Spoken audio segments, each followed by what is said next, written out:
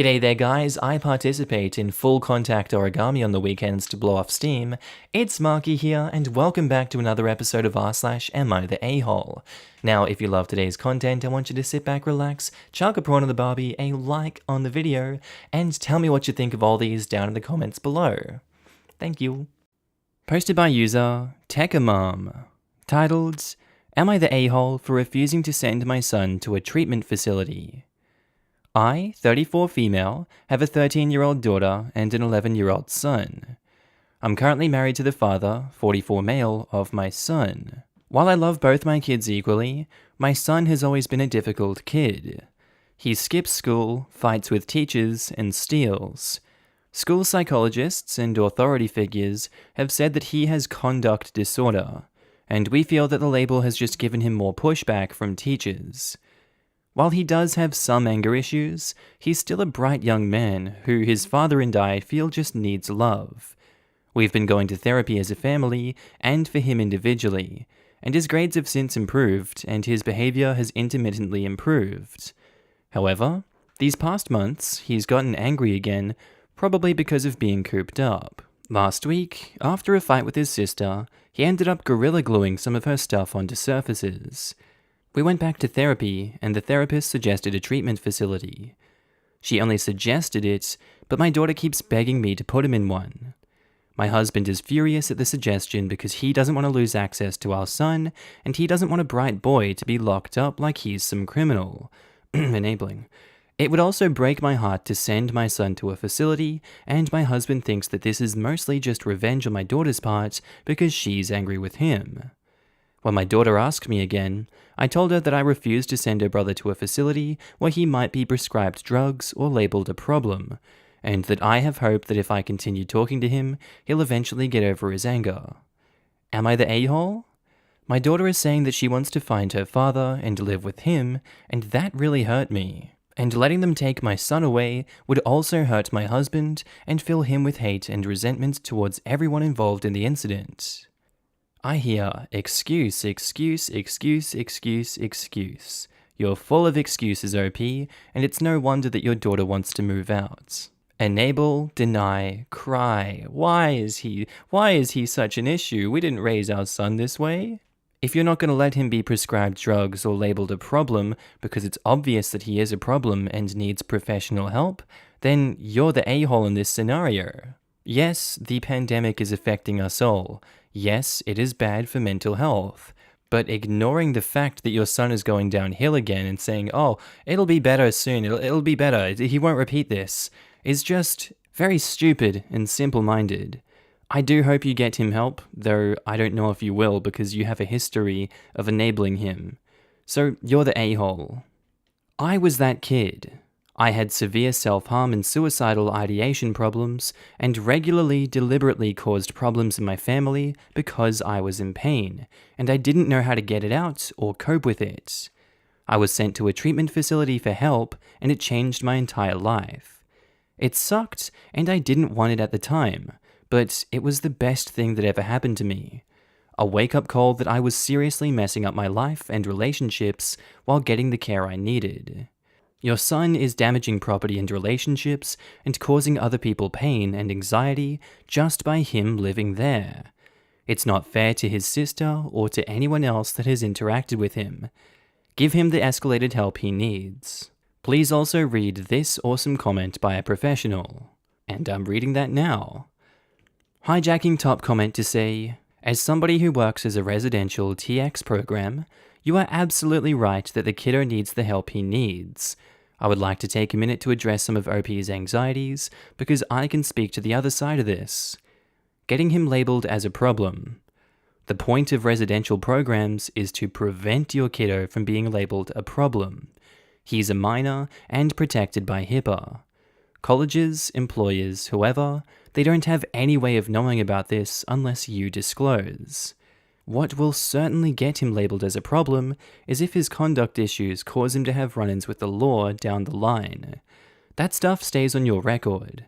Neither of you want that. Locked up like a criminal.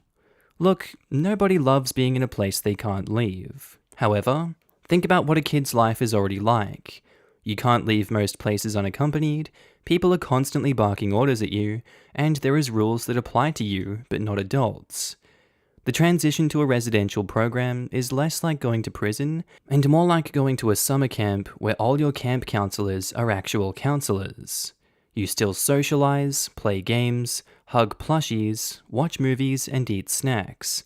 It's just if you have a meltdown, somebody comes and ushers you into a de-escalation room where they wait for you to calm down, and then you talk about your feelings and more constructive ways of working with them. Get medicated. I understand why meds are scary. Side effects are real and overprescription happens. You are not crazy for worrying. However, properly managed meds can be a fudging lifesaver in so many ways. One of the issues with prescriptions is that psychiatrists don't actually spend that much time with their clients. In a res program, they are in direct contact with your kid's care team all day, every day. They get a much, much better feel for what's going on and how to help, rather than throwing a handful of pills at you and seeing what sticks. Med management was a structured part of our kiddos' routines. I need glasses, my diabetic buddy needs insulin. Neither of us is qualified to manufacture those things ourselves, and we'd make a mess of it if we tried. Behavioral stuff is the same. If you are at an accredited, vetted program with a strong empirical basis and qualified professionals working there, you are giving your child a huge, huge help. Be picky about which program you choose. Good ones will accommodate family therapy, set up a TX plan for when he's discharged, and involve you in your child's care. Sending your child to a treatment facility doesn't mean that you didn't love them enough or that there's something fundamentally wrong about either of you. You can look at this as a thing you're doing because you love them. Posted by user throwaway006710, titled, Am I the a-hole for wanting my wife to give her ex full custody and send her son to live with his dad? Me and my wife got married 3 years ago. She has a son from her previous marriage, my stepson Kevin is 16, and has been nothing but mean and awful to me for no obvious reasons. He disrespects me and my family and would blatantly tell them to F to their face and say he was only there for family events his mum makes him attend. He takes stuff that belongs to me, like wristwatches, laptops, and medication. Yes, medication. He takes my car and goes on rides without my consent, nor a driving license. But I had to shut up and not say anything because my wife is being overprotective of him and would try to excuse his behavior every time. A couple weeks ago, I discovered that he's seeing a girl. She's 18 and he wanted to give her a ride with my car. I didn't know then, but he was probably planning this for a while. He's good at taking things and hiding them. He stole my car keys at 11 p.m. while I was asleep. By the way, my wife saw him and told me. Turned out he took her on a ride around the neighborhood and did some drifting as a way to impress. I told my wife to call him before I called the cops. We waited for 30 minutes till he got back. We had a huge argument. He had the audacity to talk back and act like he did nothing wrong. Thank God the neighbors didn't call the cops on him for what he did that night. I told my wife that I can't take it anymore because he was going to get me in trouble because that was my car, and my DL, and that she needed to let his dad take full custody and Kevin goes and lives with him. She started crying, yelled at me, and refused to talk ever since. This has been stressing me out. We can barely talk, and she blames me for his behavior, saying I resent him, when he keeps getting into trouble and treats me like an absolute dog crap. So, am I the a-hole after all of this? It's very much clear that the son is an a-hole. He shouldn't have stolen your keys, he shouldn't have gone drifting around the neighborhood, he shouldn't continuously steal your car. I think you're not the a-hole for the way you want things to be going by having him go live with his dad and getting him out of your hair, but you are not communicating this in a reasonable way, and it doesn't seem like you've taken a lot of action to stop the boy from acting out from the get-go. And a lot of your behaviors here are not in line with your intentions. It's quite clear you do resent the boy. You don't like him, and he doesn't like you. Both of you suck, and I think you need help. So, everyone sucks here. The crappiness of Kevin is of course obvious. And your wife's enabling of him certainly sounds like it rises to the level of a-holery. You don't get to demand that your wife give up custody of her minor son, full stop. That's not how being a parent works, and for you to marry a parent without understanding that is kind of horrifying. If you can't live with her son, you have every right to leave. Everyone sucks here. Someone needs to get a grip on this kid and his behavior, but I don't think making his mother choose between you and her son is going to end well for you. Being walked all over by an aggressive older child is not something that ends well either. The mother needs to stop enabling the kid and take responsibility for the spawn she raised so badly that he turned out like this. Not all parents who marry into families with children accept being parents. That's a blanket assumption that does not work, because many kids don't even want another dad or mum. Kevin has a dad already. Why isn't he parenting him?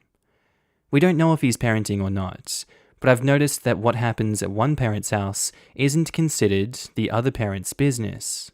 Also, if you marry someone with a minor child, you're a parental figure, full stop.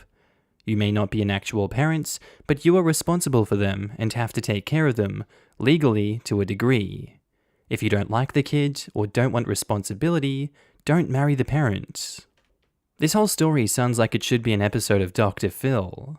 And OP replies, "It's been an ongoing battle trying to get him on the right track, but he sees this as taking over his dad's role, and my wife would support him, saying I'm putting too much pressure on him and that I should just let him be. Whatever I try to do, it's always looked at as evil and overstepping the line. He absolutely refuses the idea of even listening to me. Moreover, he would go against what I say just out of spite. I'm tired of all of this. Tired of the lack of support I get, tired of putting up with this and second-guessing myself and my potentials to be a good father figure." Did you guys not discuss this before you lived together and got married? I told my wife I had no problem having him live with me, and I gotta say, it's only got worse in the last couple of years. Posted by user Matter to This, titled, "Am I the a-hole for making a kid cry on a plane multiple times? Me, 17 male, and my boyfriend, 19 male, were on a 15-hour flight. This 10-year-old boy was sitting next to us, and his mum was seated in the row next to us. For the first hour or two, he was talking to me and showing me games on his iPad. I was fine with that. Then he started asking me questions about my hair and if he could touch it. I have half dyed pink, so because of that, I guess. I got tired of talking to him and told him that I had to watch something, so I just put on my headphones. He started crying. His mother calmed him down and apologized to me, and I said it was fine. A few more hours pass, and he was asleep for a few hours, and I was playing on Nintendo Switch. He woke up and asked me if he could play. I let him play for half an hour, and he managed to drop it 6 times during that half an hour, so I told him that it was about to die and he couldn't play it anymore. Crying starts again, of course. His mum asks me if I can let him play for a bit more, but I say no. She didn't say anything else. Then I was asleep, kinda laying down. I had my head in my boyfriend's lap. I feel some weight on me. Open my eyes and see that the kid is literally on top of me, climbing over to get to my bag. Probably wanted to switch again. I sat up quickly because I was kinda surprised. He stumbled back but didn't fall. He just got up, startled, and another fit ensues. His mum was asleep too, but she woke up from the noise, and at that point she just started yelling at me for making her son cry multiple times, acting like a kid, and not having empathy for a single mum. She said that I could easily let her son play for a few more minutes, and if I was so bothered by him, we could have agreed to switch seats with her. My boyfriend told her that she was acting ridiculous. Flight attendant came and asked what the problem was. The mum said something about a couple of empathetic a-holes. At the end, they got seated together in the back row. I feel kinda guilty about it now. To be fair, if it was me in the same situation in your shoes, going through that step by step, I'd probably feel guilty too, because it's like, I don't want to yell at this woman because everyone's going to turn heads and see, but I also don't want this kid to break my Switch because he's dropped it 6 times.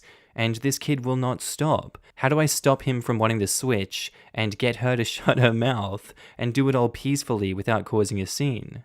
It kind of seemed like it was necessary for the flight attendant to come in. You've done everything that I would have done in this situation, OP, and for that, I don't think you're an a-hole.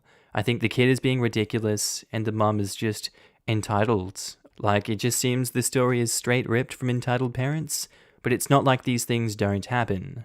Not the a-hole. You were far, far kinder than I would have been. The child is entitled to nothing of yours, not your possessions or your time. Parents are responsible for raising a child who understands that, and for providing entertainment on a plane too. I literally wouldn't have the patience to deal with a child acting like this, and at age 10? How is this woman raising her kid? Not the a-hole. Single mum or not, it's her kid, not yours. And you certainly aren't an in-flight babysitter. Traveling with kids of any age means taking the time to plan. She clearly didn't. She said that I could easily let her son play for a few more minutes. Not the a-hole, she could have easily packed stuff to entertain her own damn kid. It's not a stranger's responsibility to provide entertainment to the children on board. You already went above and beyond by talking to him for 2 hours, in my opinion.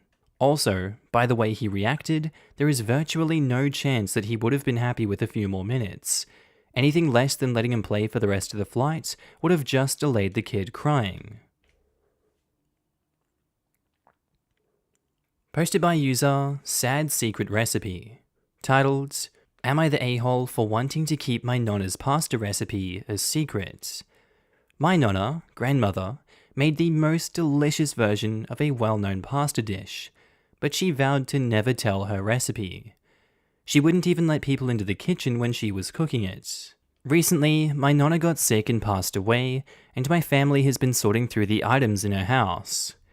My boyfriend located a drawer full of handwritten recipes and found the recipe for the pasta, with 2 surprising ingredients.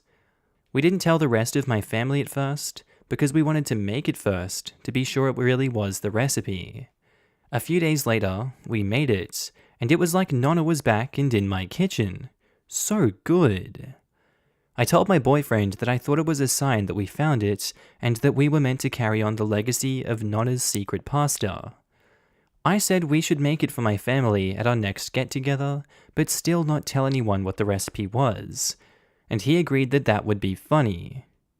Yesterday though, I got a message from one of his friends saying that my nonna's pasta was delicious.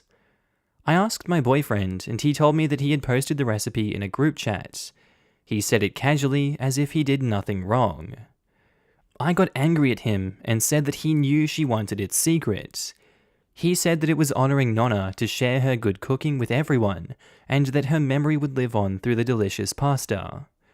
I started yelling that it doesn't work like that, and it got worse from there, where he said that I was overreacting and that we had no idea what she would have wanted for the recipe after her passing. He even said that if I really believed it was a sign that we found it, that he was the one who found it, and it was up to him to decide what to do with it. Eventually, he apologized, but the damage is done. I answered his friend and told her to please get rid of the recipe and never make it again. I asked my boyfriend if I could look through the group chat, and he was resistant, but then he left me. He shared the recipe with 11 people, and after he shared it, one of them responded with ghost pasta emojis, which is so insensitive. I did make him message the chat to ask them all to please delete the recipe. I worry they won't though. I've not told my family yet, but I'm going to before they find out from someone else. I am so hurt by my boyfriend's actions, and it's difficult to look at him the same way. My friends all say that I'm being melodramatic, but this secret recipe is a big part of my nonna's identity, and casually sharing it feels so disrespectful. OP, I really feel like you're overreacting here, and we can't control the way we feel, we can only control our actions when things like this happen. Your actions were very much over the top, and I can't fault you for that, your feelings are valid, but you were kind of destroying the relationship with everyone you have by acting like her. You are not your nonna, you are not her, The recipe is out, and you shouldn't go seeking to destroy it. It's unfortunate that he did share it with the chat, and those emojis were pretty harsh, but at the end of the day, it has been done. It's really not as heavy as you're making it out to be. And he does suck for doing it, you gotta admit, he does suck, and he kept that from you as well. You didn't find out until one of his friends messaged you, saying how good the pasta was. It would kinda suck if you died, and the pasta recipe never got shared with anyone, because you didn't want to tell the rest of your family even. What right do you have over the pasta recipe that they don't? Like for real, Nonna wanted to die and not share that pasta recipe. Would you rather no one has it, or everyone has it? That's kind of the question here. Regardless of how this has gone, everyone sucks here. You appointed yourself the gatekeeper of the recipe, and not once have you mentioned sharing it with your family. You know how silly your boyfriend sounds when he thinks him finding the recipe was a sign for him to do with it what he wishes. That's how silly you sound using the same excuse for not sharing it with your family, and keeping that same warm memory of your nonna from them. It's selfish behavior. Furthermore, you can't also gatekeep other people's phones. It doesn't work that way. Your boyfriend is also done messed up. He doesn't own the recipe, and it wasn't for him to share. Everyone sucks here. Obviously, your boyfriend is at fault for sharing the recipe, but from how you've written your message, the recipe wasn't yours either. You just lucked into finding it. From the way you've written your post, it would have gone from your nonna to you because you got lucky. You were just keeping it to yourself, so I think it's pretty selfish as well. Everyone sucks here. I also have a nonna, except she's Nana, and she loves under-explaining or keeping recipes secret. She's in her 90s, and I've started semi-begging her to tell me the recipes for real because no one will know after she's gone, and all of her fantastic food that reminds me so much of her will just be an unattainable memory. OP, if there are others in your family who cherish your nonna's pasta as much as you should share the recipe with them. It's a tangible link to a loved one who is gone, and a family tradition that shouldn't be hoarded by one person. Your boyfriend was wrong to post the recipe without consulting you. He doesn't get to make calls like that when it's not his family. But please consider being generous with your own relatives. Okay, and I think that's where we're going to end today's episode, guys. As always, I do hope you enjoyed it, and maybe even learned something from these stories. Just want to say a quick shout out to my Patreon subscribers and my channel members. You guys should be on the screen right now. If you do see yourself, I want you to give yourself a little pat on the back for being amazing and supporting me on this channel, this little journey we're going on the YouTubes. I really appreciate it, and you guys enabled me to do all this amazing work. So if you do see yourself, I love your face and I'm happy to see you. Also guys, if you want to pitch in your own support, you don't have to, but channel links are down in the description below to support the Patreon, the channel membership, whatever you want to do. It's kind of like tipping me if you feel like I'm doing a good job on this channel. I will be opening up avenues for content on those in the future. Just right now I'm kind of bogged down and stuck in Ireland, but you know, it is what it is. Anyway guys, with that said, I do hope you have a wonderful day today. Whatever you're up to, I'd love to know down in the comments below. I do hope you have a good day, night, sleep. Whatever you're up to today, tell me, and I'll see you in the next episode, guys. Bye.